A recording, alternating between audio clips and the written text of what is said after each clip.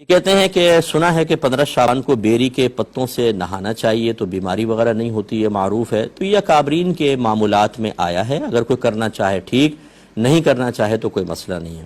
ہمارا ایک بہت بڑا المیہ یہ ہے کہ آپ قرآن کی واضح آیات سنائیں جس میں اللہ تعالیٰ کا فرمان ہے، حدیث سنائیں جس میں نبی کریم صلی اللہ علیہ وسلم نے واضح چیزیں بیان فرمائیں۔ ہمارے قلوب پر ایسی چیزیں اکثر اثر انداز نہیں ہوتی،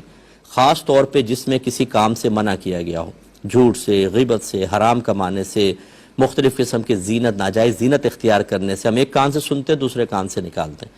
لیکن جہاں پر ہمیں کوئی بھی ایسی بات مل جائے جس میں دنیا کا فائدہ، تمہاری دعا قبول ہو جائے گی اور بالکل پولا پولا کام کرنے تمہارے ساری زندگی گناہ بخشے جائیں گے، تمہارے گھر میں برکتیں ہو جائیں گی، بچیوں کے رشتے آنا شروع ہو جائیں گے، اچھی جاب مل جائے گی، وہ تو ہم فوراً اختیار کرتے ہیں۔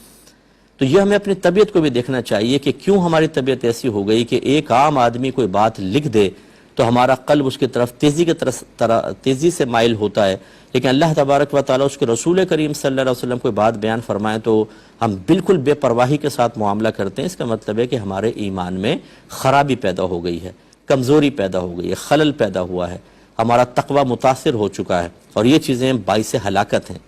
تو یہ میں نہیں کہہ رہا ہوں کہ آپ 15 شعبان کو اگر بیری کے پتوں سے نہائیں گے تو باعث ہلاکت ہے، وہ ایک سوچ اور فکر کی بات کر رہا ہوں۔ تو اس لیے اس کو اختیار کرنا چاہیں ٹھیک، میں آج تک کبھی نہیں نہایا، میں نے 1000 دفعہ باتیں سنی ہوئی ہیں، میں قرآن و حدیث کی جو بالکل واضح آیات اور چیزیں ان پر عمل کرنے کی کوشش کرتا ہوں۔ تو آپ بہرحال